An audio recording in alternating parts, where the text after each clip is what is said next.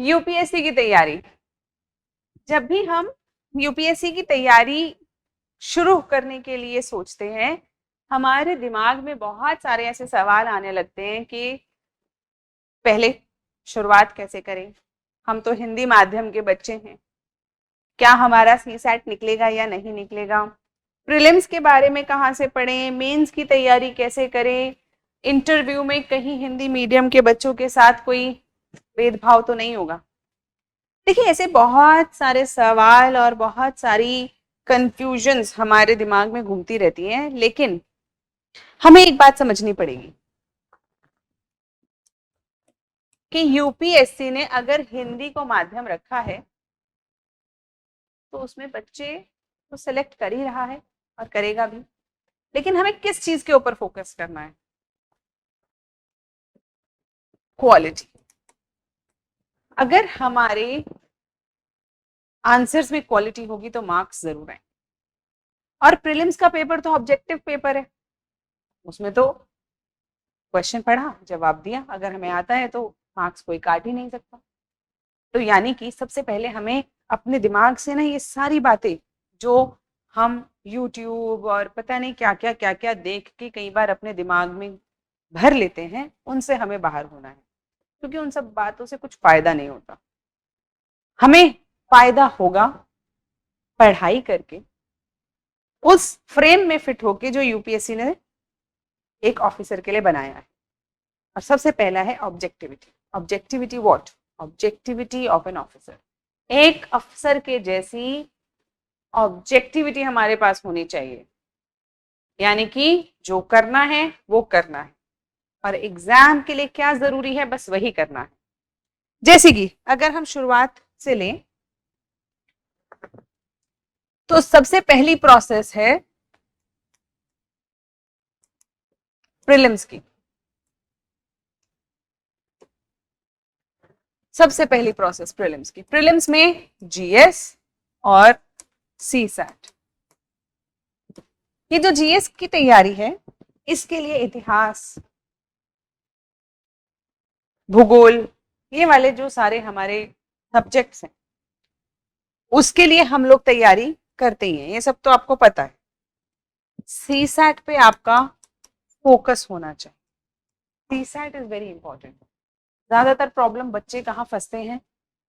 GS में अगर कर भी लेते हैं तो सीसैट में फंस जाते हैं। तो यानी कि सीसैट की तैयारी आप लगभग एक डेली अफेयर बना लीजिए। डेली, रोज आधा घंटा अगर आप सीसैट की प्रैक्टिस को देंगे तो सीसैट क्लियर अंत तक होगा। तो इसीलिए सीसैट को एक आखिरी के लिए छोड़ने वाली चीज ना रखें। सीसैट की प्रिपरेशन को डेली आधा घंटा दे दीजिए, क्योंकि सीसैट में अटकना नहीं है। उसके बाद हमारा आता है मेंस। मेंस के अंदर 4 जीएस के पेपर होते हैं, GS1, GS2, GS3, GS4। एक ऐसे का पेपर होता है और 2 पेपर हमारे ऑप्शनल के होते हैं, यानी कि 7 पेपर। और 2 पेपर होते हैं हमारे भाषा के, इंग्लिश, हिंदी। इसमें तो ऑफ कोर्स आपको कोई परेशानी नहीं होगी, इसके लिए थोड़ी सी प्रैक्टिस लगेगी, अदरवाइज इनके मार्क्स नहीं जुड़ते। अदरवाइज ये जो हमारा GS 1, 2, 3, 4 ऐसे और ऑप्शनल है, इसके ऊपर हमें काम करना है। अक्सर हिंदी माध्यम के बच्चे जो होते हैं अलग अलग ऑप्शंस लेते हैं, लेकिन ज्यादातर हिंदी साहित्य को ही अपना ऑप्शनल ले लेते हैं, क्योंकि भाषा की भी आसानी रहती है और साहित्य पढ़ने में आनंद भी आता है, तो अक्सर वो ले लेते हैं। अब इनकी तैयारी हमें थीम बेस्ड करनी है, यानी कि एक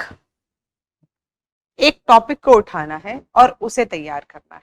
यहाँ पर आपके लिए जो आपको गाइड करेंगे, जो आपकी परिधि बताएंगे आपकी तैयारी की, वो कौन कौन सी चीजें हैं। सबसे पहली चीज है आपका सिलेबस, आपका जो सिलेबस है वर्ड बाय वर्ड हमें ध्यान रखना है। दूसरी चीज है PYQs, यानी कि पिछले सालों में जो क्वेश्चंस आए हैं चाहे प्रीलिम्स में या मेंस में, हमें उन क्वेश्चंस को ध्यान में रखना है कि आखिर वो किस किस एक्सटेंट तक, कितनी गहराई तक वो क्वेश्चंस पूछे गए हैं। क्योंकि यूपीएससी PYQs के जरिए जो क्वेश्चन पूछता है उसके जरिए एक एक परिधि बांध देता है कि हाँ भाई इतने इतने तक मैं इस सिलेबस में इतनी गहराई तक जाकर मैं पूछता हूँ।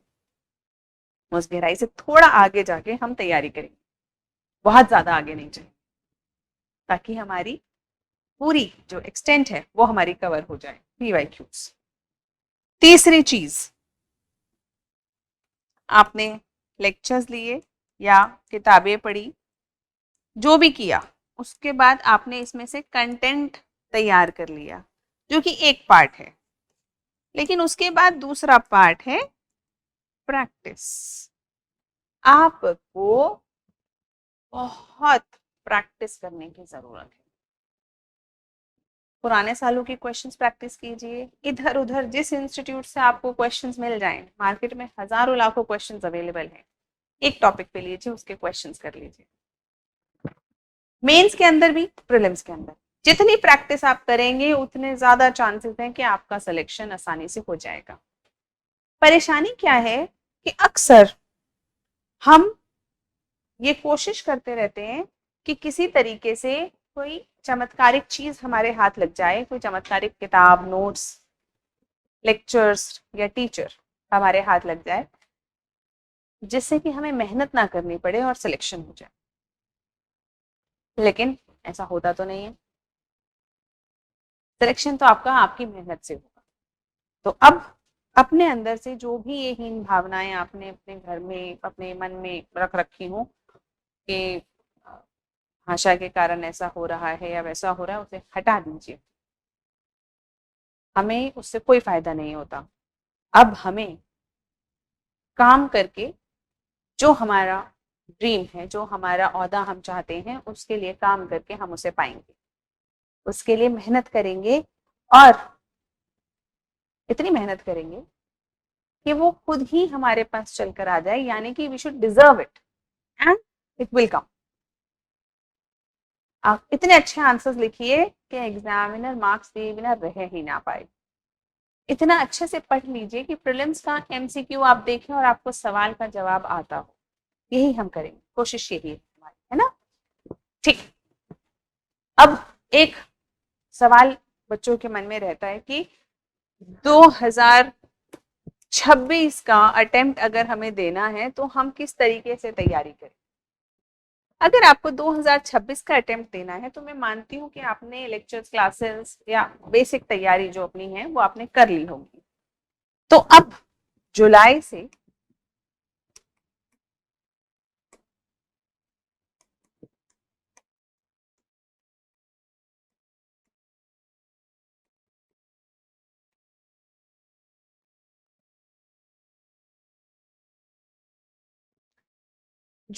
लेके अक्टूबर तक आप अपने मेंस की तैयारी, मुख्य परीक्षा की तैयारी और अपने ऑप्शनल पेपर की तैयारी आप कंप्लीट कर लीजिए। ज्यादा फोकस आप आंसर राइटिंग पे रखिए। आपका ज्यादा फोकस आंसर राइटिंग पे होना चाहिए, यानी कि नीति शास्त्र जैसे इंटरनल सिक्योरिटी, इंटरनेशनल रिलेशंस, जो ये वाले टॉपिक्स हैं उन्हें आप जल्दी से खत्म कर लीजिए यहाँ पे। और बाकी जितना भी मेंस वाला पोर्शन है, नवंबर के बाद से मई में आपका लगभग एग्जाम होगा। आपकी टोटल तैयारी प्रीलिम्स फोकस्ड होनी चाहिए, जिससे कि आप MCQs, रिविजन और MCQs ये सारी चीजें आप करते रहे। मई में आप अपना प्रीलिम्स देंगे और उसका कैलकुलेशन करने के बाद आपको ये बात समझ में आ जाएगी कि अगर मेरा क्लियर हो रहा है तो उसके बाद आप मेंस की परीक्षा की तैयारी शुरू कर देंगे। ये 2026 वालों के लिए एक टेंटेटिव प्लान है। उसी तरीके से कुछ बच्चे 2027 के लिए तैयार कर रहे होंगे अपने आप को, तो उनके लिए अभी जुलाई चल रहा है, जुलाई, अगस्त, सितंबर, अक्टूबर,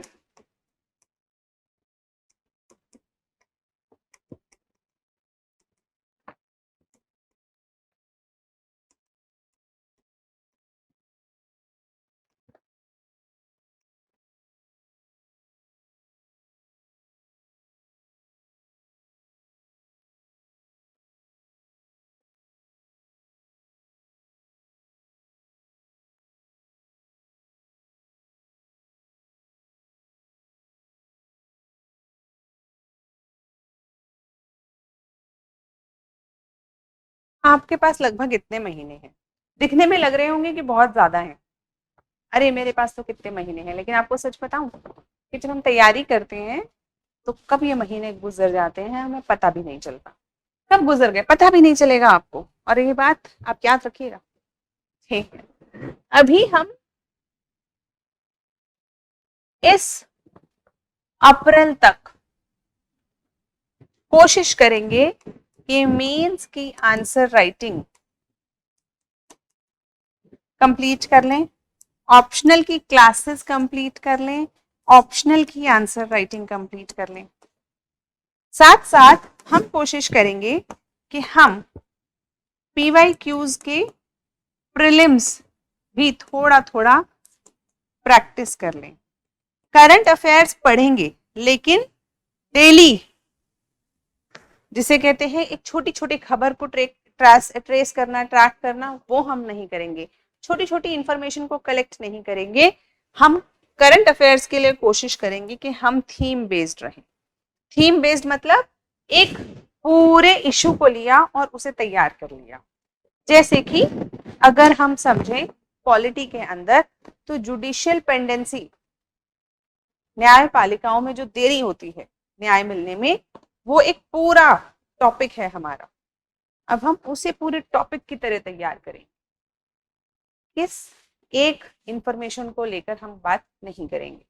उसी तरीके से जब भी हम इस यहाँ पे पढ़ रहे होंगे किसी भी मेंस के टॉपिक को, तो हम कोशिश करेंगे कि हम उसको, उसके स्टैटिक पोर्शन को ज्यादा फोकस करें, यानी वो चीजें जो करंट अफेयर्स से ज्यादा लिंक्ड नहीं है, बल्कि स्टैटिक हमारा इतना स्ट्रांग होना चाहिए कि जब हम इधर करंट अफेयर्स पढ़ें तो हम चीजों को लिंक कर सकें। पर इसका मतलब ये कतई नहीं है कि आप न्यूज़पेपर नहीं पढ़ेंगे, न्यूज़पेपर आप पढ़ते रहेंगे, क्योंकि वो अवेयरनेस के लिए और एक स्टोरी बिल्डिंग, कंसेप्ट बिल्डिंग के लिए बहुत ज्यादा जरूरी है। हमारे दिमाग में उस इश्यू से रिलेटेड एक कहानी बन जाए, इसके लिए बहुत जरूरी है।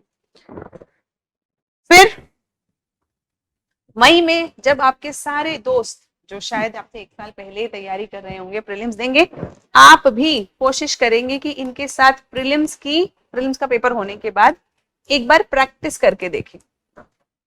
पेपर मिल जाए उसे बिल्कुल जैसे वो प्रीलिम्स देते हैं आप उसी सेटिंग में बैठ के प्रॉपर टाइम लिमिट लगा के आप उस पेपर को देके देखें। अगर आपका स्कोर अच्छा बन रहा है यानी कि आप ठीक ठाक तैयारी में चल रहे हैं, लेकिन अगर आपका स्कोर कम आया यानी कि अभी आप तैयार नहीं हैं और अभी समय है आपके पास कि आप अपना कोर्स करेक्शन कर लें, तो उसके बाद अगर आपका स्कोर अच्छा आया है तब भी आपको प्रीलिम्स के लिए भयंकर तैयारी करनी है। यानी कि यहाँ पर आपका मेंस 70% टाइम ले लेगा और प्रीलिम्स 30% टाइम लेगा। यहाँ पर इस मई के बाद से, ये जो मई है ये आपके लिए थ्रेशहोल्ड है, इस मई के बाद से प्रीलिम्स 70% समय लेगा आपका और मेंस 30% समय लेगा। इस टाइम के ब्रेकेज के साथ हम 26 और 27 वाले जो बच्चे हैं वो तैयारी कर सकते हैं। तो आइडिया बड़ा सिंपल है कि अपने समय का ध्यान रखते हुए अपना टाइम टेबल, अपनी शेड्यूलिंग करें। और मेंस की प्रैक्टिस का सबसे आसान तरीका है लिख के देखना। जब तक आपने कुछ आंसर्स लिखे नहीं है, मेंस की तैयारी शुरू भी नहीं हुई है। उसी तरह से प्रीलिम्स की तैयारी का क्राइटेरिया है क्वेश्चंस करके देखना, MCQ क्वेश्चंस करके देखना। जब तक आपने क्वेश्चंस करे नहीं है, तैयारी शुरू भी नहीं हुई है। तो तैयारी शुरू कीजिए और बहुत बहुत शुभकामनाएं, मेहनत करिए और प्रीलिम्स मेंस की तैयारी को इस तरीके से साथ में लेते हुए 26 के बच्चे हैं आप, 26 में एग्जाम देंगे या 27 में एग्जाम देंगे, आप इस शेड्यूल को फॉलो कर सकते हैं। धन्यवाद।